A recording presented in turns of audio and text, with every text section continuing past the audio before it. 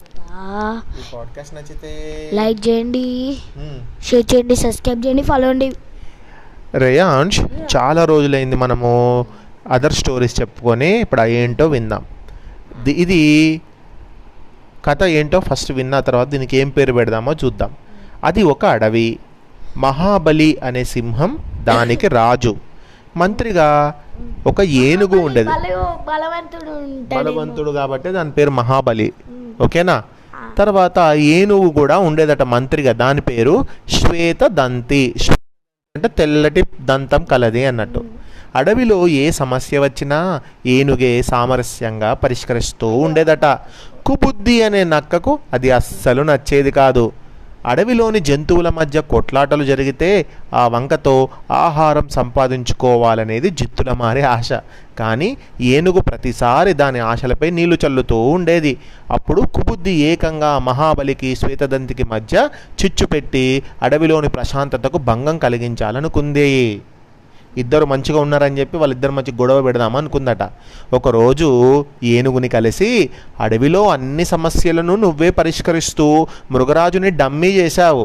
పేరుకే అధికారం రాజుది, కానీ నిజమైన అధికారం నీదే. నీ ఎత్తుగడ బాగుంది. మృగరాజు అసంతృప్తితో ఉన్నట్టు నాకు తెలిసింది. కాస్త జాగ్రత్త అని వాటి మధ్య నిప్పు పెట్టే ప్రయత్నం చేసింది నక్క. ఏమీ మాట్లాడకుండా నవ్వి ఊరుకుంది ఏనుగు. దాంతో నక్క నిరాశపడింది. అదే రోజు సాయంత్రం సింహం ఉన్న గుహకు వెళ్ళింది నక్క. ఏనుగు అక్కడ లేకపోవడం చూసి అమ్మయ్యా అనుకుంది. ఏనుగు అక్కడ ఎందుకుంటుంది? రాజు మంత్రి కదా, అందుకని. పేరుకే మీరు అడవికి రాజు. ఏనుగు మాటకు ఎదురు లేదు. పరిస్థితి ఇలాగే కొనసాగితే మీ పదవికి గండం తప్పదు. మీ శ్రేయోభిలాషగా చెబుతున్నాను, ఆపై మీ ఇష్టం, వినయం నటిస్తూ అంది నక్క. ఏనుగులాగే సింహం కూడా నవ్వి ఊరుకుంది. అది నక్క మనసుకు రుచించలేదు. ఇంకా ఉడికిపోయింది. సింహానికి మంత్రికి మధ్య ఎలాగైనా చిచ్చు పెట్టాలి. రెండూ అస్సలు నేను చెప్తే మాట వినడం లేదేంటి?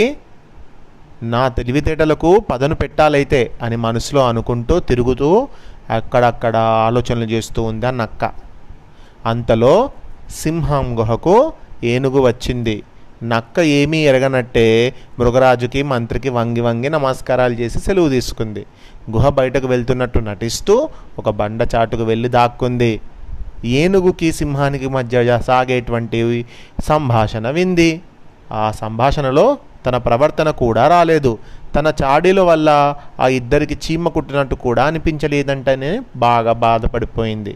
మరో రోజు ఏనుగును కలిసింది నక్క. మృగరాజు మన సింహం ఉంది కదా, కొత్త మంత్రిని నియమిస్తారని విన్నాను. అలా జరిగితే అడవిలో నీకు ఇక గౌరవ మర్యాదలు దక్కవు. ఇప్పుడైతే జంతువులన్నీ నీ వెంటే ఉన్నాయి. ఇదే మంచి సమయం.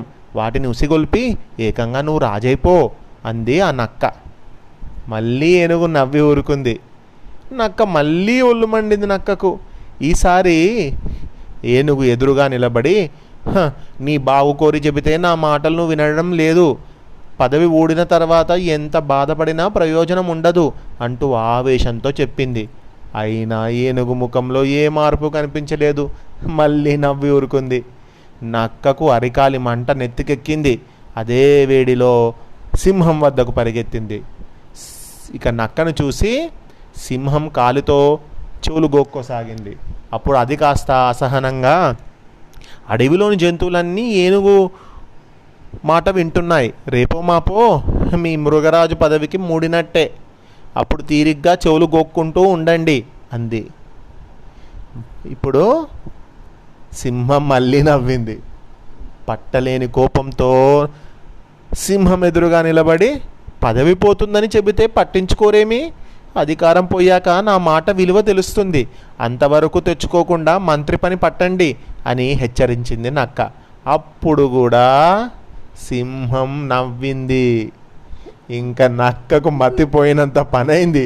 రాజుకి మంత్రికి ఎన్ని చెప్పినా పట్టించుకోవడం లేదని గొనుక్కుంటూ బయటకు రాసాగింది. అప్పుడు ద్వారపాలకుడిగా ఉన్న ఎలుగుబంటి ఆ నక్కను పిలిచి, నీ మాట ఏనుగు వినడం లేదు, సింహం వినడం లేదు, అంతే కదా? అవును, అస్సలకే వినడం లేదు అని చెప్పింది ఎలుగుబంటికి.